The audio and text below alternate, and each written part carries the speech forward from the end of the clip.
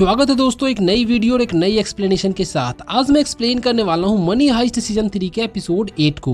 Video शुरू करने से पहले मैं आपको बताना चाहूंगा, यदि आपने इसके पहले के एपिसोड को नहीं देखा है तो इस वीडियो के बाद जरूर से देख लेना, जिसका लिंक मैंने डिस्क्रिप्शन और आई बटन में दे दिया है। और दोस्तों आपसे एक रिक्वेस्ट भी करना चाहूंगा, यदि वीडियो आपको पसंद आए तो जाते जाते इस चैनल को सब्सक्राइब जरूर कर देना, क्योंकि आपको यहाँ ऐसे ही वेब सीरीज और मूवीज की एक्सप्लेनेशन वीडियो मिलने वाली है। तो बिना और टाइम वेस्ट किए चलते हैं वीडियो की ओर। पिछली एपिसोड की अपेक्षा ये एपिसोड कुछ ज्यादा ही पर्सनल कैरेक्टर में घुसने लगती है, पर चिंता करने की कोई बात नहीं है, क्योंकि ये एपिसोड भी उतना ही इंटरेस्टिंग होने वाला है।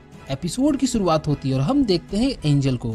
प्रोफेसर का पीछा करने के दौरान उसे वही बहन हाथ लग जाता है जिसे प्रोफेसर और उसकी गर्लफ्रेंड रकेल ने उन्हें चकमा देने के लिए छोड़ा होता है। इंस्पेक्टर एंजल उस बहन में प्रोफेसर को न पाकर ये समझ चुका था कि हो न हो प्रोफेसर और रकेल यही आसपास इसी जंगल में कहीं छुपे हों। फिर वो ये सारी इन्फॉर्मेशन कर्नल तमायो को देता है और कहता है कि उसे यहाँ और यूनिट चाहिए, क्योंकि ये जंगल काफी बड़ा है। तभी प्रोफेसर और बर्लिन के एक फ्लैशबैक सीन में हम देखते हैं कि प्रोफेसर अपने भाई बर्लिन से काफी नाराज है, क्योंकि बर्लिन ने अपनी सारी प्लानिंग अपने गर्लफ्रेंड को बता दिया था। प्रोफेसर बर्लिन को कहता है कि हम अपने रोमांटिक रिलेशनशिप के चलते पूरे प्लान को बर्बाद नहीं कर सकते, पर बर्लिन उसे समझाने की कोशिश करता है कि ये जिंदगी बहुत बड़ी है और जिसमें हमसे बहुत सारी गलतियां होती है, पर उस गलती का ब्लेम हम अपने ऊपर नहीं ले सकते जिस पर हमारा कंट्रोल नहीं होता है। दोस्तों दरअसल ये फ्लैशबैक सीधा प्रेजेंट टाइम से कनेक्टेड होता है, क्योंकि प्रोफेसर के रोमांटिक रिलेशनशिप के कारण ही उसका सारा प्लान बर्बाद हो सकता है। यानी कि प्रोफेसर की गलतियों के कारण ही हो सकता है कि रकेल पकड़ी जाए, क्योंकि वो पेड़ पर नहीं चढ़ पाई थी, इसलिए वो एक फार्म में छुपी होती है। पर जैसा कि बर्लिन ने कहा था कि किसी को प्यार करना ये हमारे कंट्रोल में नहीं होता है, सो इसके लिए हम अपने आप को ब्लेम नहीं कर सकते।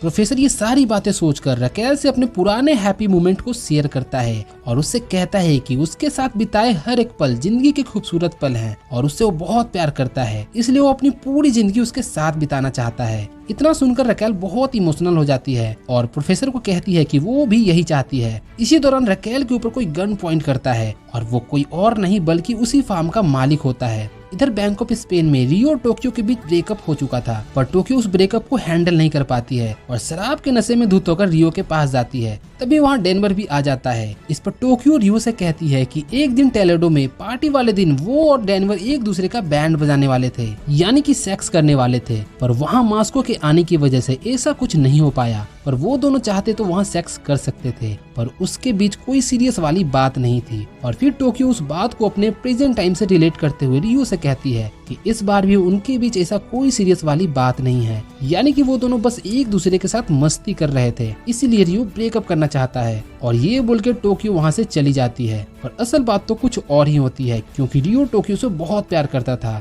इधर पैलेर्मो प्रोफेसर को कॉल करके बताता है कि रियो के बॉडी में जो पुलिस वालों ने माइक्रोफोन और जीपीएस लगा रखा था उसे उन्होंने निकाल लिया है, इसलिए एलिसिया और उनकी टीम आगे से हमारी कोई भी प्लान को नहीं जान पाएगी। पर प्रोफेसर पैलेर्मो से प्लान एल्काट्राज शुरू करने को कहता है। प्लान एल्काट्राज यानी कि प्रोफेसर ने अपनी टीम को ट्रेनिंग क्लासेस के दौरान ये बता रखा होता है कि अगर वो और रकेल आगे किसी क्रिटिकल सिचुएशन में फंस जाते हैं तो उन्हें बचाने के लिए उसकी टीम को कोई बड़ा धमाका करना होगा, जिनसे उन पुलिस वालों का माइंड डिस्ट्रैक्ट हो सके। यानी कि उसकी टीम को बैंक ऑफ स्पेन से भागने का नाटक करना होगा, जिनसे पुलिस वालों का माइंड दोनों तरफ बिजी हो सके, क्योंकि पुलिस हमेशा दो लोगों को पकड़ने के बजाय हमेशा पूरी टीम को पकड़ना ज्यादा प्रीफर करेगी, और इस मौके का फायदा उठाकर वो और रकेल वहाँ से बचकर निकल सकते हैं। इसलिए उस प्लान के मुताबिक प्रोफेसर की टीम बैंक के अंदर खुदाई करना शुरू करते हैं, जिससे सीएनआई को साइस्मोमीटर में कुछ हरकतें दिखाई देती है और वो समझ जाते हैं कि वहाँ लुटेरों की टीम बैंक के अंदर खुदाई कर रही है ताकि वे लोग उस सोने को लेकर भाग सके। इधर उस फार्म का मालिक और उसकी पत्नी दोनों रकेल के ऊपर अपनी गन पॉइंट कर रखे होते हैं, क्योंकि स्टेट गवर्नमेंट ने प्रोफेसर और रकेल के ऊपर ऑलरेडी ऑलरेडी 10 मिलियन यूरोज का इनाम अनाउंस कर रखा होता है और वो दोनों सिविलियंस रकेल को पकड़वाकर उस इनाम को जीतना चाहते थे, पर रकेल उनसे नेगोशिएट करने की कोशिश करती है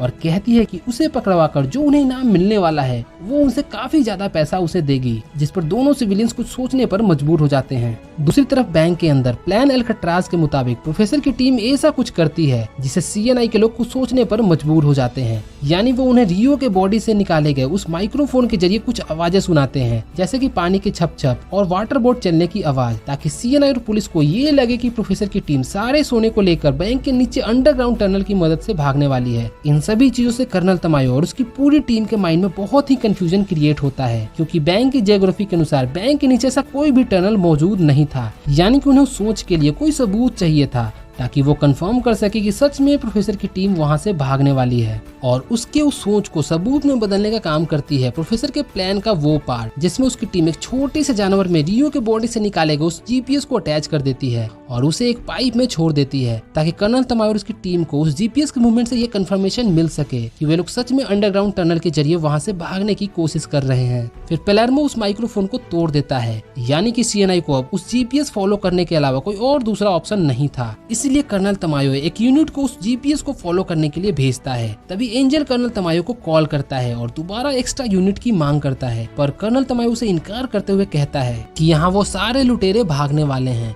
इसलिए वो और यूनिट को वहां नहीं भेज सकता। और एंजल को भी कर्नल तमायो अपने सर्च ऑपरेशन को जल्दी से निपटाकर लौटने के लिए कहता है, यानी कि प्रोफेसर के प्लान अल्काट्राज का असर दिखना शुरू हो गया था और ये प्रोफेसर के लिए एक अच्छी न्यूज थी। दूसरे सीन में हम देखते हैं कि फोर्सेस की एक यूनिट उस GPS का फॉलो करते करते उसके बहुत नजदीक पहुंच जाती है, पर उन्हें वहां उन लुटेरों के बजाय वही छोटा जानवर मिलता है जिस पर वो GPS लगा होता है। ये सब देखकर कर्नल तमायो समझ चुका था कि उन्हें बेवकूफ बनाया गया है। वे लुटेरे दरअसल वहां से भागने का नाटक कर रहे थे ताकि उसका पूरा ध्यान प्रोफेसर से हटकर उस पर लग सके। दूसरी तरफ एलिसिया को नैरोबी के बेटे के बारे में पता चलता है और उसके माइंड में एक प्लान आता है। वो अपने टीम को उसके बेटे को लाने के लिए कहती है और फिर एलिसिया उसके बेटे के टेडी बियर को लेकर बैंक के बाहर रख देती है ताकि नैरोबी ये देखकर सारी बातें समझ जाए कि उसका बेटा अब उनके कब्जे में है। और फिर एलिसिया उसके बेटे को लेकर बैंक के बाहर लाती है और नैरोबी उसे देखने के लिए खिड़की के पास आती है, पर इसी दौरान एक गोली चलने की आवाज आती है और वो गोली सीधा नैरोबी के छाती में जाकर लगता है और वह वहीं गिर जाती है। दरअसल एलिसिया का प्लान नैरोबी के बेटे को यूज करके उन्हें कमजोर बनाना था, जिसमें वो सक्सेस भी हो जाती है। इधर रकेल ने उन सिविलियंस के सामने जो ऑफर रखी थी उसे वे दोनों एक्सेप्ट कर लेते हैं, पर इसी दौरान स्पेशल यूनिट की टीम वहां पहुंच जाती है और रकेल को पकड़ लेती है। और फिर वे लोग रकेल से प्रोफेसर का पता पूछते हैं और कहते हैं कि अगर उसने नहीं बताया तो वो उन्हें मार देगा, पर रकेल उन्हें बताने से इनकार करती है।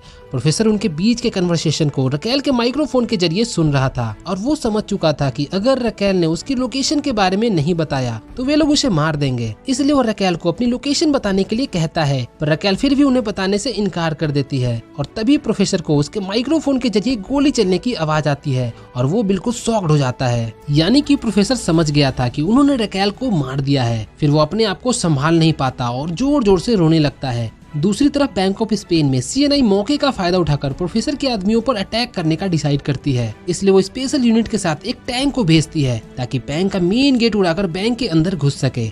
इधर पेलेर्मो सारी इन्फॉर्मेशन प्रोफेसर को देते हुए कहता है कि हमें अभी इस एक्सट्रीम सिचुएशन में क्या करना चाहिए। प्रोफेसर कहता है कि उन्होंने रकेल को मार दिया है, इसलिए अब ये एक हाइस्ट नहीं रही बल्कि अब ये एक वॉर है, और वो पेलेर्मो को मुंह तोड़ जवाब देने का ऑर्डर देता है। ये टोक्यो और रियो एंटी टैंक बंदूका लेकर बैंक के मेन गेट के पास रेडी रहते हैं और बैंक का मेन गेट खोलते हैं उस टैंक को उड़ा देते हैं, जिससे आर्मी पीछे हटने लगती है और इस तरह होती है एक वॉर की शुरुआत। तभी दूसरे सीन में हम रकेल को देखते हैं, यानी कि अभी भी वो जिंदा होती है। दरअसल ये एलिसिया का एक प्लान होता है। जिस तरह प्रोफेसर की टीम ने बैंक से भागने का नाटक किया था, उसी तरह से स्पेशल यूनिट भी रकेल को मारने का नाटक करती है ताकि प्रोफेसर पूरी तरह से टूट जाए और कुछ ऐसा डिसाइड करे जिससे उनका पब्लिक फिगर खराब हो सके, और इस तरह एलिसिया उस प्लान में सक्सेस भी हो जाती है। प्रोफेसर बिल्कुल टूट चुका होता है। नैरोबी खून से लथपथ जिंदगी और मौत के बीच जूझ रही होती है। बैंक के बाहर अफरा तफरी मचा होता है और इन्हीं सब सीन के साथ सीजन 3 यहीं खत्म होता है। आगे प्रोफेसर और उसकी पूरी टीम बैंक ऑफ स्पेन से किस तरह एस्केप होने में कामयाब होती है,